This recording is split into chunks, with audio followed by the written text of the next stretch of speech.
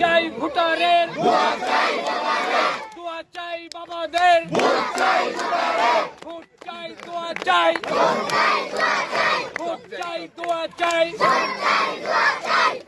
এই পদ্মার ভাঙনে 50 থেকে 100 জন ভিটেবাড়া হারা হয়ে এই নদী ভাঙনের কারণে তারা পিতৃহারা হয়, তারা মাতৃহারা হয় এই অঞ্চলে। এটা কি সত্য?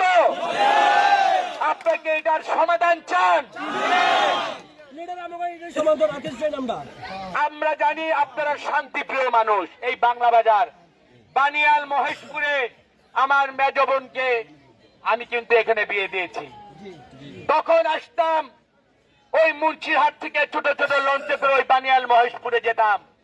আজকে আপনাদের উন্নয়নের অবকাঠামোতে এইখানে যে রাস্তার যেখানে যতটুকু বেহাল, এইগুলো ইনশাল্লাহ আমাদের সরকার আসলে অবশ্যই করব।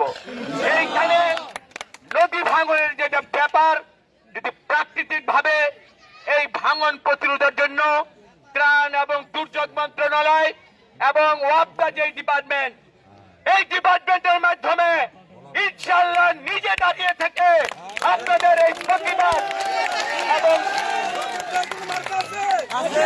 স্থায়ী সমাধানের জন্য ইনশাল্লাহ আপনাদের পাশে থেকে আমার এই নেতৃবৃন্দকে সবাইকে নিয়ে, যাদেরকে আপনারা চিনেন, সবার নামটা আমি বললাম না সময়ের অভাবে, বাট এই মানুষগুলো জনপ্রতিনিধি হওয়ার যোগ্যতা রাখে, তারা আপনাদের পাশে থেকে আপনাদের সমস্যাগুলো ইনশাল্লাহ আমাদেরকে বলবে। আমরা দাঁড়িয়ে থেকে এক একটি সমস্যা সমাধান কল্পে